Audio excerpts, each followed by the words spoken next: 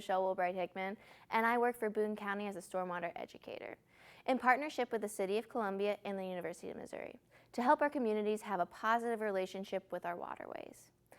We are here today to learn about how road salt can impact our streams and lakes, and what the City of Columbia is doing to use salt wisely, and what you can do at home. Now, I want to show you this. What does it look like to you? It looks like a little town with homes and roads, a little farm, and this is a watershed. Now you might be asking yourself, what is a watershed? It is not a shed full of water, but is the area of land where all the water drains down to a singular location, forming a stream or a lake. Watersheds are the primary way that water gets into our local creeks and streams, providing water for the plants and animals such as fish and turtles, and even for us. They come in all different shapes and sizes. They are like Russian nesting dolls fitting inside one another. For example, the Flat Branch Creek that starts downtown is part of the Hinkson Creek, flowing into Perchie and into the Missouri River and into the Mississippi River as well, all the way to the ocean. So what we do on our local watersheds can directly affect the people downstream from us. Have you seen these signs around the City of Columbia? They let you know what watershed you're going into and are kind of like a welcoming sign.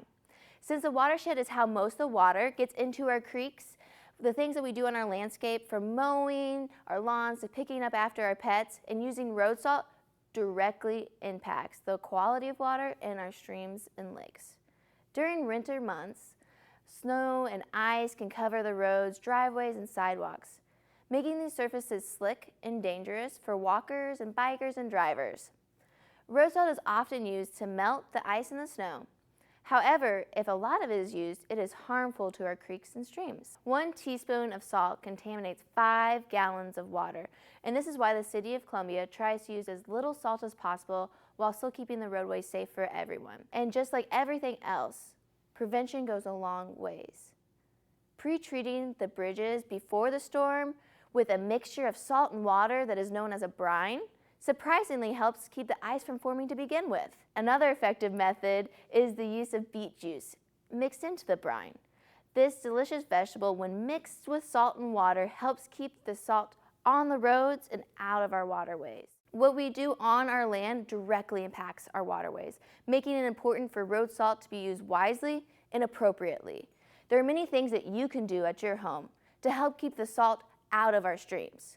The first is to shovel and sweep away the snow early and often, keeping it from forming the ice layer to begin with. Second is use salt only when it's needed. Do not oversalt.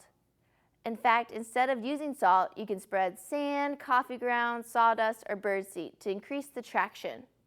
Or make a half and half mixture with the sawdust and salt and use that instead of only salt. Gain better traction by wearing appropriate footwear.